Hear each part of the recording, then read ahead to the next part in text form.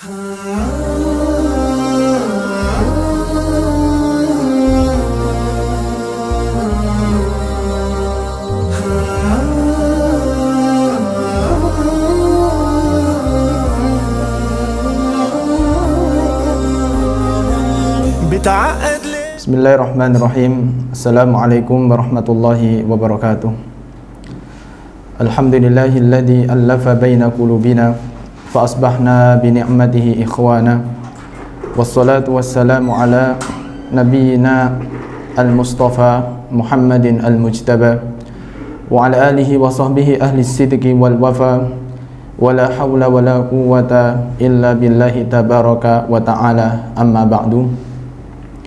Para pemirsa yang dimuliakan oleh Allah Subhanahu wa taala, pada umumnya manusia begitu berat untuk diajak untuk melakukan ketaatan kepada Allah Subhanahu wa taala. Mereka begitu tersiksa ketika diajak untuk beramal dan melakukan aktivitas kebaikan.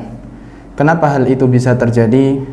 Tentu kita memiliki jawaban yang sama, karena manusia dibekali dengan hawa nafsu.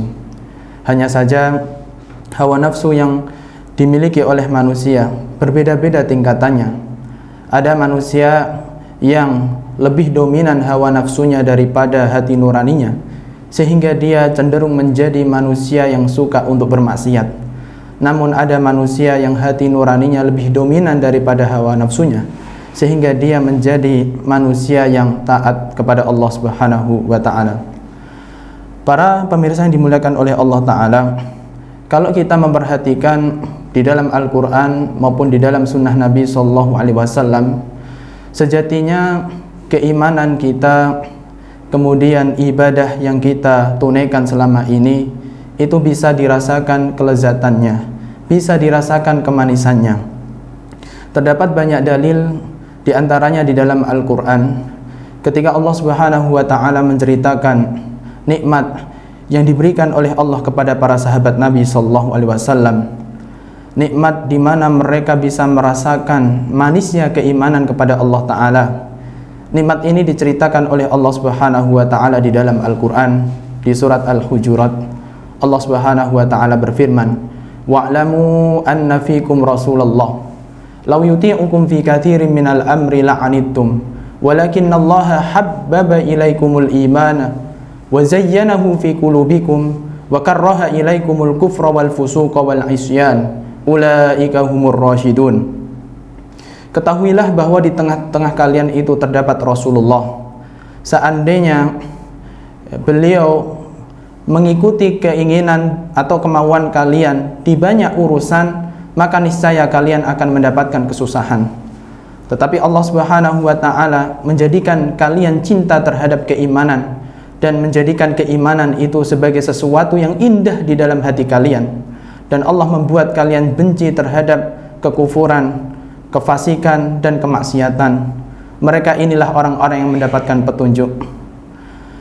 Atas petunjuk Allah Subhanahu wa ta'ala, jadi para sahabat Nabi SAW, mereka adalah orang-orang yang bisa merasakan manisnya keimanan kepada Allah Subhanahu wa ta'ala, manisnya ibadah dan beramal soleh, sehingga kecintaan mereka terhadap kebaikan mengalahkan segalanya.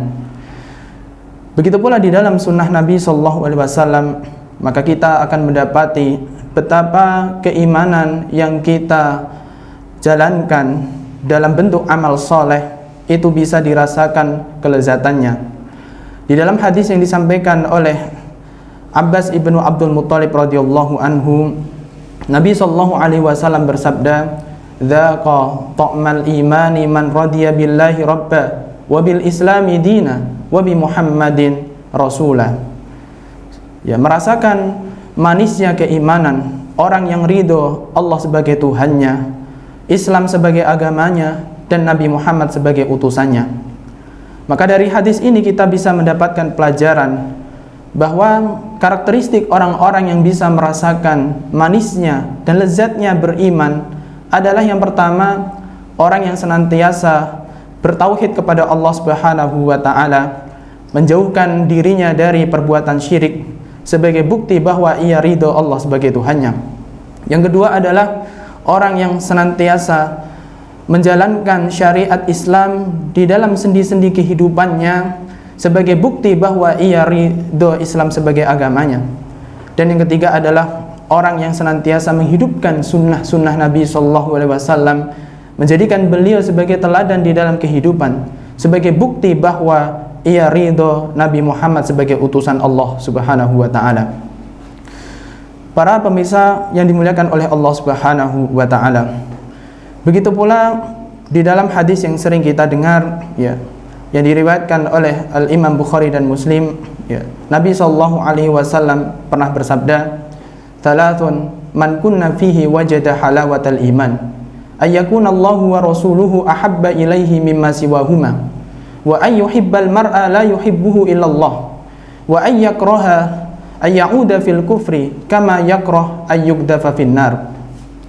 Ada 3 keadaan di mana ketika seseorang itu berada di dalam ketiga keadaan ini, maka sungguh dia akan bisa merasakan manisnya keimanan. Yang pertama adalah ketika Allah Subhanahu wa Ta'ala dan Rasulnya lebih dia cintai daripada yang lainnya. Yang kedua, ketika dia mencintai saudaranya, tidaklah dia cintai saudaranya itu kecuali cinta karena Allah Ta'ala. Yang ketiga adalah ketika seseorang benci untuk kembali kepada kekufuran sebagaimana dia benci untuk dilempar ke dalam api neraka. Maka dari dalil-dalil yang kita sebutkan tadi, baik itu dari Al-Quran maupun dari sunnah Nabi SAW, kita mendapati bahwa sejatinya iman, Islam beserta turunannya adalah sebuah kenikmatan yang bisa dirasakan kelezatannya. Namun yang menjadi pertanyaan bagi kita, kenapa sebagian manusia begitu berat untuk menjalankan ketaatan kepada Allah Subhanahu wa Ta'ala? Mereka menganggap bahwa ibadah itu adalah sebuah beban dalam hidupnya. Mungkin hal itu terjadi dalam diri kita. Sering kita menganggap bahwa ibadah itu merupakan sesuatu yang sulit untuk dikerjakan. Maka di manakah letak manisnya iman di dalam diri kita bila kita mendapati keadaan kita seperti itu? Maka jawabannya adalah hal ini juga terjadi pada diri kita. Sebagian manusia pasti pernah mengalami yang namanya rasa sakit. Bahkan hampir semua manusia itu pernah merasakan rasa sakit. Sehingga ketika manusia merasa sakit, ketika dia diberikan suguhan makanan yang enak, maka dia akan menolaknya dan merasakan rasa yang pahit. Kenapa hal itu terjadi? Karena dia sedang sakit.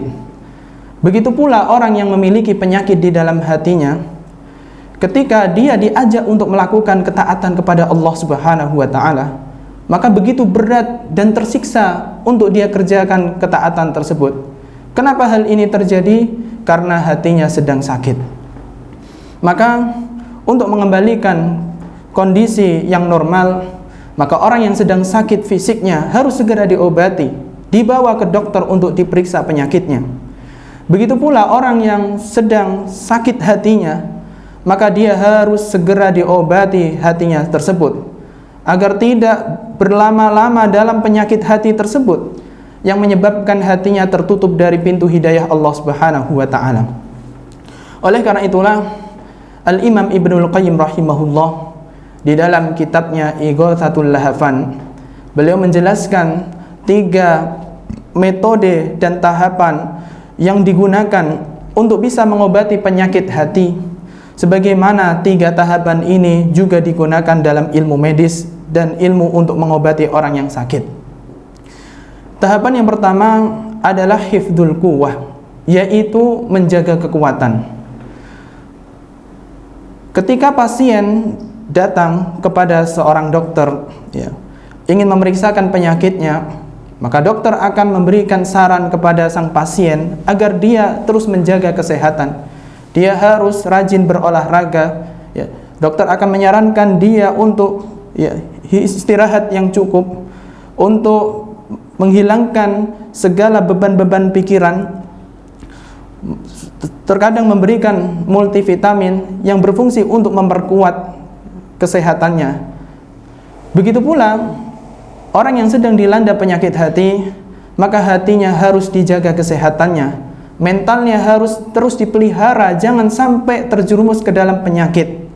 Dan di antara cara untuk menjaga kesehatan hati dan mentalnya adalah dengan cara hatinya dipaksa untuk mendengarkan nasihat yang berasal dari Al-Quran maupun dari sunnah Nabi SAW. Fisiknya dipaksa untuk melaksanakan ketaatan kepada Allah Subhanahu wa Ta'ala. Oleh karena itulah, ilmu dan amal adalah merupakan sumber nutrisi yang paling penting bagi hati manusia agar hatinya senantiasa sehat dan hidup. Oleh karena itulah, Al-Imam Ibnul Qayyim rahimahullah menjelaskan dengan mengibaratkan bahwa hati itu seperti tanah, dan sedangkan ilmu itu bagaikan hujan, maka hati akan senantiasa butuh kepada ilmu sebagaimana tanah itu akan senantiasa butuh pada hujan, sehingga akan terus hidup dan hati itu akan mendapatkan kesehatan, dijauhkan dari penyakit hati. Kemudian yang kedua, para pemirsa yang dimuliakan oleh Allah Subhanahu wa Ta'ala, tahapan berikutnya di antara tahapan yang digunakan untuk mengobati orang yang sakit adalah al-himayatu 'anil mu'di, yaitu menjauhkan seseorang yang sakit dari hal-hal yang bisa memperparah penyakitnya. Maka seorang dokter ketika mengobati pasiennya, dia akan menjelaskan pantangan-pantangan yang harus dijauhi oleh seorang pasien yang bisa memperparah penyakitnya. Begitu pula orang yang sedang sakit hatinya, maka dia harus menjauhkan diri dari hal-hal yang bisa memperparah penyakit hatinya. Dan perkara terbesar yang bisa membuat hati itu menjadi parah penyakitnya adalah dosa dan maksiat kepada Allah Subhanahu wa Ta'ala. Jadi sumber masalah terbesar di dalam hati manusia adalah dosa, adalah maksiat kepada Allah Subhanahu wa Ta'ala. Oleh karena itulah Nabi SAW menjelaskan betapa bahayanya dosa bagi hati manusia. Di dalam sebuah hadis beliau bersabda, "Innal 'abda idza akhta'a khati'atan nukitat fi qalbihi nuktatun sauda." Sesungguhnya seorang hamba ketika dia melakukan satu kesalahan, maka akan digoreskan satu titik noda hitam di dalam hatinya. Fa idza huwa naza'a wa taba wastaghfara sukila qalbuh. Apabila dia meninggalkan dosa tersebut, lantas dia bertaubat dan beristighfar kepada Allah, maka Allah akan bersihkan satu noda hitam tersebut dalam hatinya. Wa in 'ada zida hatta ta'luwa qalbah. Namun apabila dia mengulangi dosanya kembali, maka Allah akan tambah noda-noda hitam itu di dalam hatinya sehingga hatinya menjadi gelap. Wa huwa ar-ran alladhi dzakarallahu ta'ala kalla bal rana 'ala qulubihim ma kanu yaksibun. Dan itulah yang disebut sebagai ar-ran, artinya penutup dan penghalang, sebagaimana yang diabadikan oleh Allah di dalam Al-Quran di surat Al-Mutaffifin, yang artinya sekali-kali tidak, akan tetapi disebabkan perbuatan mereka itu yang menjadi penghalang bagi mata hati mereka. Oleh karena itulah, para pemirsa yang dimuliakan oleh Allah Subhanahu wa Ta'ala, maka ketika kita menyadari bahwa penyakit terbesar di dalam hati kita adalah dikarenakan dosa-dosa kita yang bisa menghalangi masuknya hidayah di dalam hati kita dari Allah, maka hendaknya kita obati dengan memperbanyak istighfar, memperbanyak taubat, dan senantiasa memperbaiki diri menjadi pribadi yang lebih baik. Kemudian yang ketiga, tahapan terakhir di dalam mengobati penyakit di dalam diri kita adalah istifragul mawad al-fasidah, yaitu menghilangkan bakteri-bakteri atau materi-materi yang berbahaya di dalam tubuh kita. Jadi setelah dokter itu memastikan penyakit yang telah diderita oleh sang pasien, maka dokter itu akan memberikan obat yang bisa membunuh penyakit tersebut, obat yang bisa menghilangkan rasa sakit yang diderita oleh sang pasien. Begitu pula orang yang sedang mengalami penyakit di dalam hatinya, maka dia sadar bahwa dosa dan maksiat itu merupakan perkara yang terbesar yang menjadikan hatinya berpenyakit, maka dia obati dosa tersebut dengan memperbanyak taubat kepada Allah, dengan memperbanyak istighfar kepada Allah Ta'ala.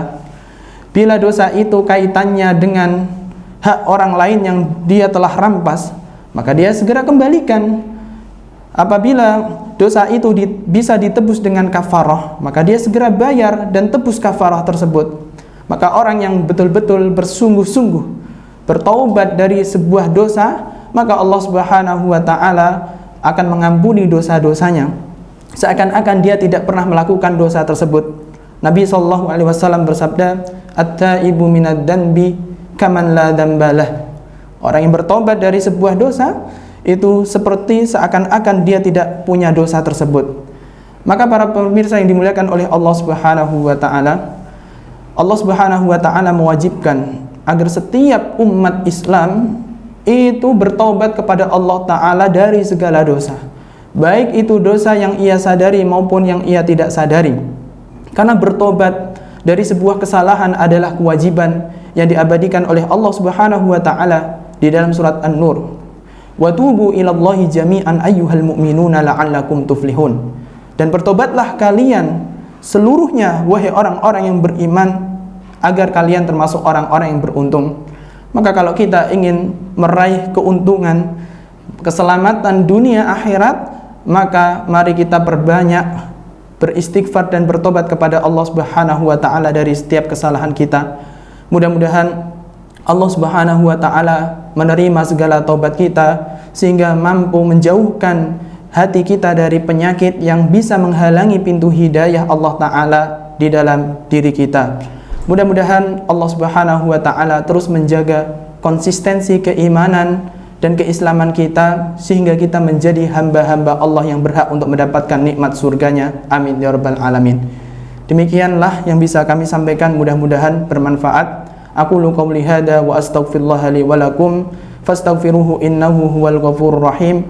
Wa akhiru da'wana anil hamdulillahi rabbil alamin. Wassalamu alaikum warahmatullahi wabarakatuh.